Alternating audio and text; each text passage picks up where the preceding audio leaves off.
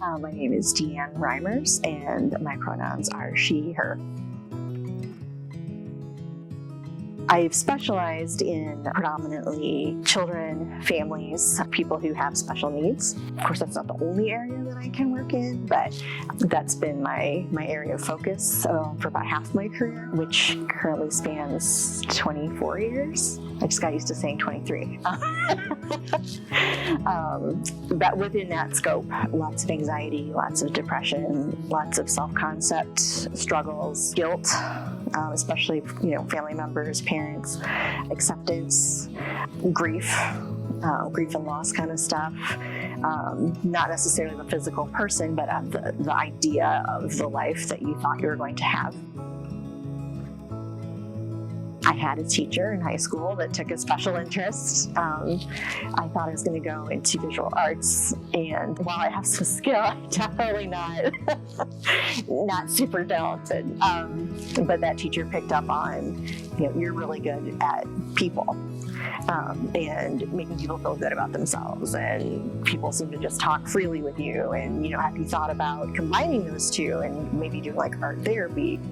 Some sort of like expressive arts therapy or something like that, where you can kind of take what you think you want, what you like to do, and then combine this talent that you seem to have. And so, okay. So I kind of checked that out, and in college, I wasn't really sure if I was going to like that psychology line of things, but I really ended up really enjoying those classes in school, and so it just kind of, the path seemed to kind of lay out in front of me. I look forward to like those moments where, those aha kind of moments, not for myself, but for the patient, when I accidentally sometimes ask the right question or make a comment, and they get this physical relaxation, relief, like, yes, you know what I'm talking about. Because I feel like a lot of mental health is affected by this feeling of isolation, and so helping somebody feel not isolated, or feel like somebody else actually gets what they're going through, or they're not alone, or whatever, can just kind of start the ball rolling on feeling better, just that validation. It's really hard to go in and talk to a stranger and share all your stuff and be vulnerable, and that vulnerability piece is probably the hardest for a lot of people.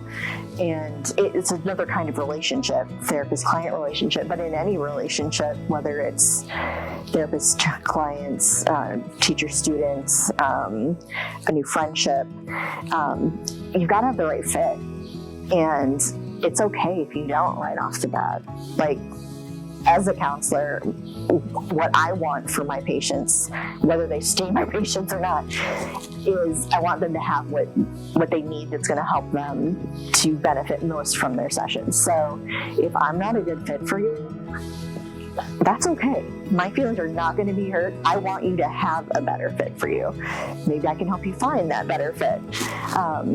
But yeah, don't be discouraged if you don't hit it off right off the bat, and give yourself permission to shop around, I guess. It's okay if you don't get it right off the bat.